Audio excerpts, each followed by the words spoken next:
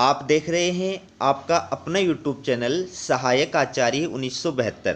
और इस वीडियो में मैं आपके लिए लेकर आया हूं बिहार राज्य विश्वविद्यालय सेवा आयोग असिस्टेंट प्रोफेसर ज्वाइनिंग से जुड़ी हुई अपडेट।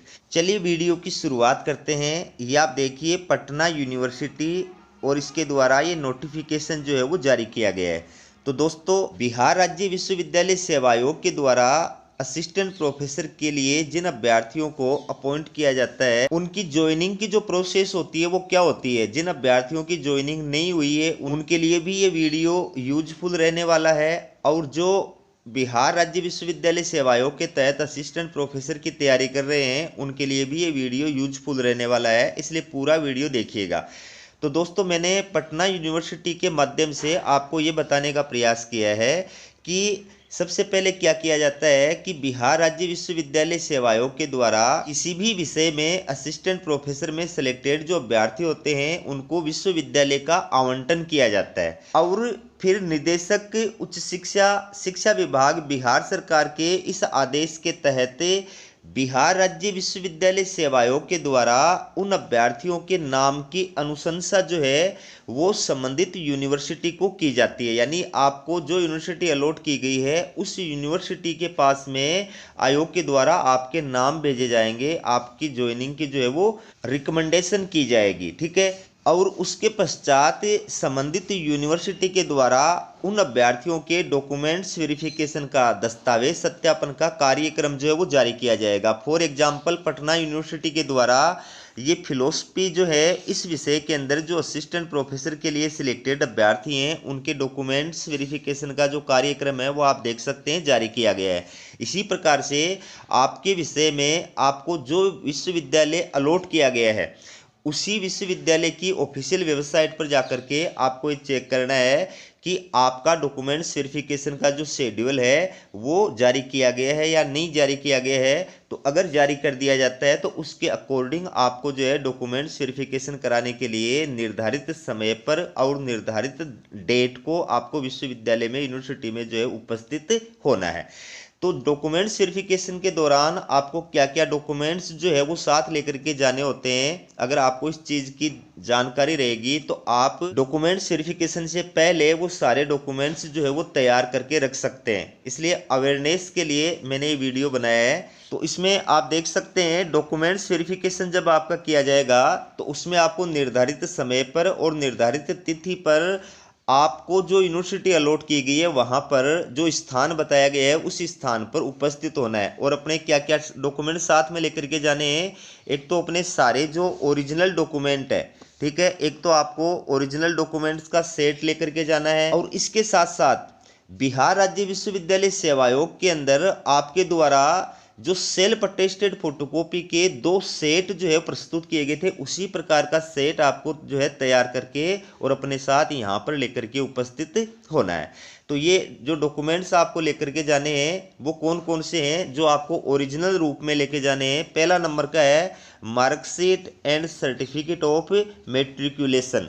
मेट्रिकुलेशन की मार्कशीट और प्रमाण पत्र, अंक तालिका और सर्टिफिकेट, दोनों ये सारे डॉक्यूमेंट्स आपको ओरिजिनल लेकर के जाने हैं, ठीक है। दूसरा डॉक्यूमेंट बताया है marksheet and certificates of graduation, post graduation, net या जेआरएफ या पीएचडी। तो आपको यूजी की मार्कशीट लेनी है, यूजी की जो डिग्री होती है वो, उसके बाद में पीजी की मार्कशीट और पीजी की जो डिग्री होती है वो। अगर आपने नेट कर रखा है या जेआरएफ कर रखा है या पीएचडी कर रखा है या बिहार जो पात्रता परीक्षा होती है बेट वो कर रखी है, तो इनमें से जो भी आपके पास में डिग्री है उसकी डिग्री का ओरिजिनल जो प्रमाण पत्र है वो आपको लेकर के उपस्थित होना है। तीसरे नंबर पर कौन सा डॉक्यूमेंट्स लेना है, टीचिंग एक्सपीरियंस सर्टिफिकेट, अनुभव प्रमाण पत्र, ये आपको ओरिजिनल लेकर के जाना है। इसके बाद में interview letter issued by Bihar state university service commission. तो बिहार राज्य विश्वविद्यालय सेवा आयोग के द्वारा जो आपको साक्षात्कार पत्र जारी किया गया था, ठीक है, वो आपको जो है लेना है। इसके बाद में अगला डॉक्यूमेंट है कास्ट सर्टिफिकेट फ्रॉम कॉम्पेटेंट अथॉरिटी, ठीक है, वेयर एप्लीकेबल, यानी अगर आप आरक्षित कैटेगरी के अभ्यर्थी हैं तो ही आपको जो है कास्ट सर्टिफिकेट लेकर के जाना है और आपका कास्ट सर्टिफिकेट सक्षम अधिकारी के द्वारा जारी किया हुआ होना चाहिए। छठा जो डॉक्यूमेंट है वो क्या है, Aadhaar card, PAN card and 2 passport size photographs, यानी आपको आधार कार्ड, अपना पैन कार्ड और 2 पासपोर्ट साइज की जो है फोटो लेटेस्ट, ये सभी डॉक्यूमेंट्स आपको ओरिजिनल लेके जाने हैं, एक सेट के रूप में लेकर जाने हैं। 7 नंबर पर क्या दिया है कि मुख्य चिकित्सा अधिकारी केंद्रीय औषधालय पटना विश्वविद्यालय से मेडिकल फिटनेस का प्रमाण पत्र। तो ये जो डॉक्यूमेंट है ये आपको डॉक्यूमेंट्स वेरिफिकेशन के बाद में जमा कराना है, ठीक है। डॉक्यूमेंट्स वेरिफिकेशन के टाइम पर जमा नहीं कराना है, लेकिन आपको ये बनवाना है और ये डॉक्यूमेंट्स वेरिफिकेशन के बाद में आपको जमा कराना है मेडिकल फिटनेस सर्टिफिकेट, ठीक है। 8 नंबर पर कौन सा डॉक्यूमेंट है, अंतिम बार संलग्न संस्थान से चरित्र प्रमाण पत्र, यानी आपने फाइनल जो डिग्री जिस कॉलेज या यूनिवर्सिटी से ली थी वहाँ से आपको करेक्टर सर्टिफिकेट जो है वो लेना है ओरिजिनल, और उसको जो है इसके साथ में लगाना है। इसके बाद में 9 नंबर पर आप देखिए कौन सा डॉक्यूमेंट्स आपको तैयार करना है, certificate of good character from 2 responsible persons. अब इनमें कौन हो सकते हैं, गजेटेड ऑफिसर भी हो सकता है, यूनिवर्सिटी के प्रोफेसर भी हो सकते हैं, या किसी कॉलेज का प्रिंसिपल भी हो सकता है।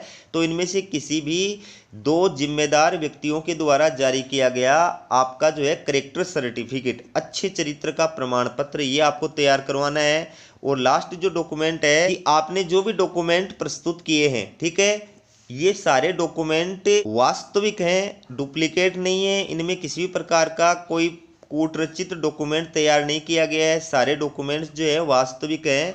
इस आशय का एक प्रथम श्रेणी मजिस्ट्रेट के द्वारा जारी किया गया एफिडेविट जो है, शपथ पत्र जो है वो आपको तैयार करना है, और शपथ पत्र का जो फॉर्मेट है वो यूनिवर्सिटी के द्वारा जारी किया गया है, उसी फॉर्मेट के अंदर आपको जो है शपथ पत्र तैयार कराना है। तो दोस्तों इस प्रकार से ये 10 डॉक्यूमेंट हो गए।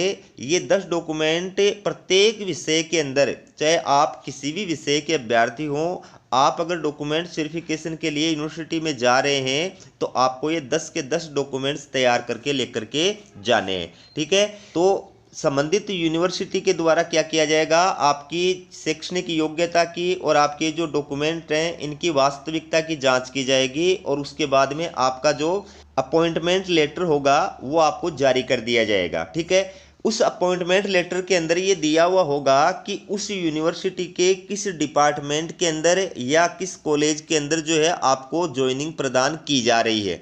तो फिर आपको निर्धारित समय पर उस यूनिवर्सिटी के डिपार्टमेंट या कॉलेज में जाकर के और अपनी ज्वाइनिंग जो है वो लेनी है। तो ज्वाइनिंग से संबंधित जो जानकारी है वो भी आप देखिए।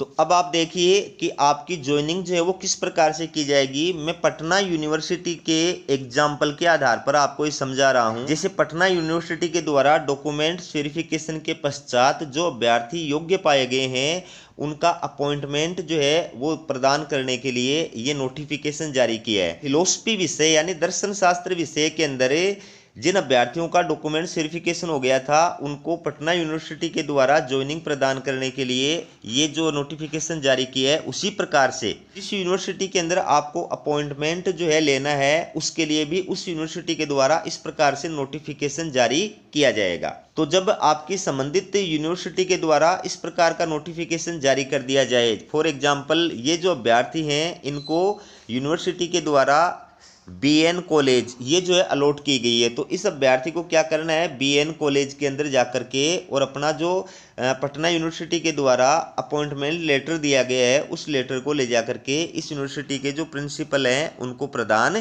करना है। तो प्रिंसिपल के द्वारा जो फॉर्मेलिटी की जाएगी, प्रार्थना पत्र वगैरह लिखाना है या कोई एफिडेविट वगैरह लेना है, जो भी प्रोसेस है वो प्रोसेस करने के बाद में आपको जो है ज्वाइनिंग प्रदान कर दी जाएगी। तो प्रारंभ के अंदर आपकी जो नियुक्ति होगी वो अस्थायी आधार पर होगी, यानी 2 वर्ष का आपका जो है प्रोबेशन पीरियड होगा, और प्रोबेशन पीरियड के दौरान आपको इसके अंदर 57,700 रुपये जो है मासिक वेतन प्रदान किया जाएगा। इसके अलावा जो भी टीए डीए वगैरह होता है वो सारे आपको जो है प्रदान किए जाएंगे, और 2 वर्ष की परिवीक्षिक अवधि पूरी करने के बाद में आपको जो है परमानेंट कर दिया जाएगा, स्थायी कर दिया जाएगा। तो ये पटना यूनिवर्सिटी के द्वारा अपॉइंटमेंट लेटर जिन अभ्यर्थियों को जारी किया गया है उनके बारे में नोटिफिकेशन जारी किया गया है। आपकी यूनिवर्सिटी भी आपके लिए इसी प्रकार से नोटिफिकेशन जारी करेगी। तो इसमें जिस प्रकार से यूनिवर्सिटी ने आदेश जारी किया है कि इन अभ्यर्थियों को 4 सितंबर 2024 तक अपना जो पद स्थापन स्थान है, यहाँ पर आप देख सकते हैं इनको स्थान दिया गया कौन से स्थान पर जाकर के ज्वाइनिंग लेनी है। तो इस प्रकार से हर यूनिवर्सिटी के द्वारा आपके पद स्थापन स्थान का जो उल्लेख है वो ज्वाइनिंग लेटर के अंदर किया जाएगा। तो आपको जाकर के निर्धारित डेट तक वहां पर जो है अपना पदभार ग्रहण करना है। और ऐसे अभ्यर्थी जो पहले से सेवारत हैं, इन सर्विस हैं, उनको जो है नो ऑब्जेक्शन सर्टिफिकेट बनवाना है। जिस संस्था में वो कार्य कर रहे हैं वहां से नो ऑब्जेक्शन सर्टिफिकेट बनवाना होगा और वो आपको जो है ज्वाइनिंग के टाइम पर प्रस्तुत करना होगा, तो ही आपकी ज्वाइनिंग प्रदान की जाएगी, वरना नहीं की जाएगी। तो हमारा ये वीडियो आपको कैसा लगा कमेंट करके जरूर बताइएगा। वीडियो देखने के लिए आप सभी का बहुत बहुत धन्यवाद।